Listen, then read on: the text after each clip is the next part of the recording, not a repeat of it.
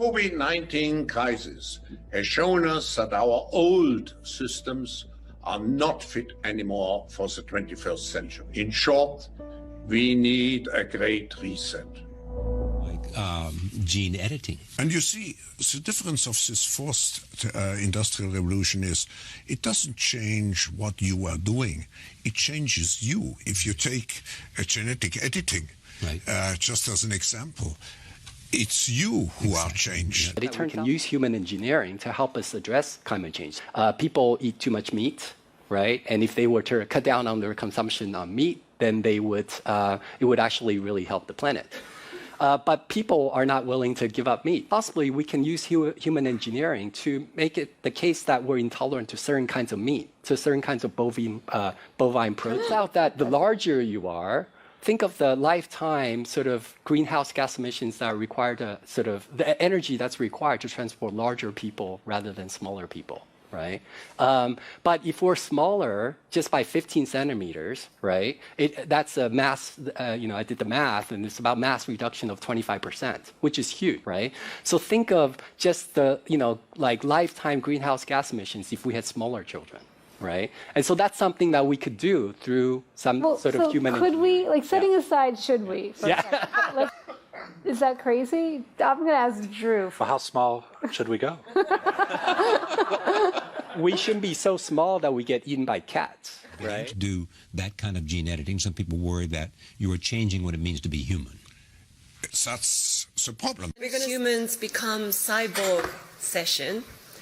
I always want to be a cyborg. I would like to highlight what you said about the European Chips Act, because it's an important step to create the physical brain for digitalization and to have it located to a certain extent in Europe. We have to change our economy dramatically. The recovery has to be greener than any of the previous recoveries. Policies, in some cases carbon taxes will be used to drive the demand for these clean products. You give access to what is happening inside your body and brain in exchange for far better healthcare.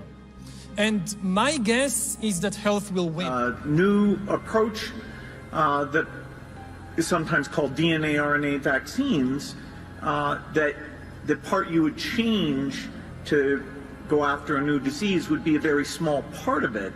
And so a lot of the work, the safety work, the manufacturing work, you could cut that out. The FDA approved the first electronic pill, if I can call it like that. So it is basically biological chip that it is in the tablet. And once you take the tablet and dissolves into your stomach, sends a signal that you took the tablet. So imagine the applications of that, compliance. Allow us to not just edit genomes, but also, and importantly, write a new code for life. We'll have write-level permissions. We already started to see some of that this year. COVID-19 vaccines, they make use of engineered code in the form of messenger RNA. In 2010, Dr. Ottmar Edenhofer, then co-chair of the IPCC working group, said, "We, the UN IPCC, redistribute the facto the world's wealth by climate policy. One has to free oneself from the illusion that international climate policy is environmental policy. This has nothing to do with environmental policy anymore." Carbon must be given a price. The time of fossil fuel subsidies is over. We must phase out coal.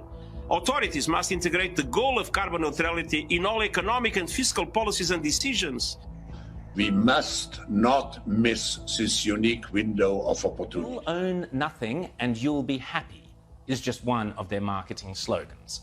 The plan involves replacing shareholders of big companies with stakeholders who happen to be left-wing bureaucrats and climate change zealots. Replacing mum and dad small businesses and private enterprises with big tech and big business. Democracy and free enterprise go out the window. Totalitarian government control slides in through the back door. But remember, it's not only a great reset, it's a great deception.